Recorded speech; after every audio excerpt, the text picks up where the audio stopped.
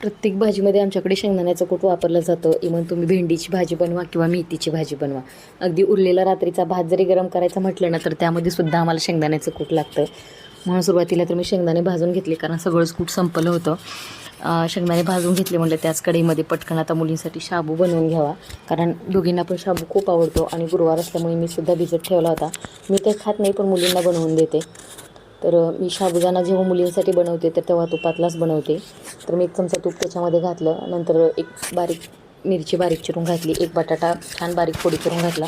त्याच्यावर थोडं मीठ टाकून एक 5 मिनिट बटाटा परतून घेतला, म्हणजे पटकन शिजला जातो. मी शेंगदाण्याचं कूट घालून मस्त असं साबुदाण्याची खिचडी बनवून घेतली. त्या छान गॅलरीत खेळत होत्या, मग यांना तिथंच नेऊन दिली. तर त्या दोघी मस्त खात होत्या. दोघी एका ताटात दिले की छान खातात, वेगवेगळे दिले की मग एक पाणी ओतती, दुसरी भांडण करते, असं करतात. म्हणून दोघींना सोबतच देते. त्याच्यानंतर थोडी घरातली छोटी मोठी कामं करून घेतली. आज सकाळपासून ही माझी दुसरी मशीन होती, कारण मी बेडशीट किंवा जे सोफ्यावरचे कवर वगैरे असतात ते धुवायला काढले होते. मशीनमधले असतात त्यामुळे पटकन वाळून जातात कपडे. आता ही लायटिंग बघून तुम्ही म्हणाल की यांची दिवाळी अजून संपली का नाही. तर दिवाळी तरी संपली, पण ती लायटिंग काढायचं काही होईना. पण छान पण वाटते की संध्याकाळी लावल्यानंतर, त्यामुळे काढायचं मन पण होईना. पण काढून घेईन मी लवकरच, कारण जर अशी कंटिन्यू चालू राहिली तर ती खराब होऊन जाते आणि मुलीसुद्धा गॅलरीत खेळत असतात, त्याच्यामुळे भीती वाटते. नंतर संध्याकाळी आम्ही खाली खेळायला निघालो होतो, तोपर्यंत आमच्या मामाचा फोन आला. तर शूज पीस घालून मस्त मामासोबत फोनवर बोलत होती. नंतर खाली गेलो, गुरुवार होता, मस्त दत्ताच्या मंदिरात दर्शन घेतलं आणि बराच वेळ या गॅलरीमध्ये गार्डनमध्ये खेळत होत्या. खेळून झालं की घरी आलो, मी लगेच स्वयंपाकाला लागले. मग अशी शेंगदाणे भाजून ठेवलेले थंड झाले होते, म्हटलं लगेच बारीक कूट करून घेऊया, म्हणजे किचनवरचा जो काही पसार आहे तो पटकन कमी होऊन जाईल. भाजीची सुद्धा सोबत तयारी केली होती.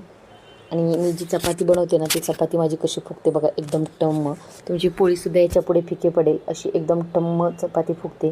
तुम्हाला जर या चपातीचा व्हिडिओ पाहिजे असेल ना, तर मला नक्की कमेंट करा, मी नक्की बनवून तुमच्यासोबत शेअर करेन.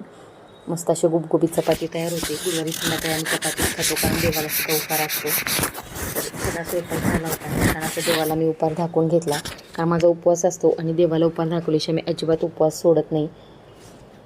कारण आमच्या आयुष्यात जे काही आहे तर ते या चक्रधर स्वामींमुळेच आहे. आणि त्यामुळे प्रत्येक गोष्टीची आणि कुठल्याही माझ्या कामाची सुरुवात असेल तर ती इथूनच होते. तर छान असा मी देवाला उपार दाखवून घेतला आणि मग आम्ही सगळ्यांनी जेवणसुद्धा करून घेतलं.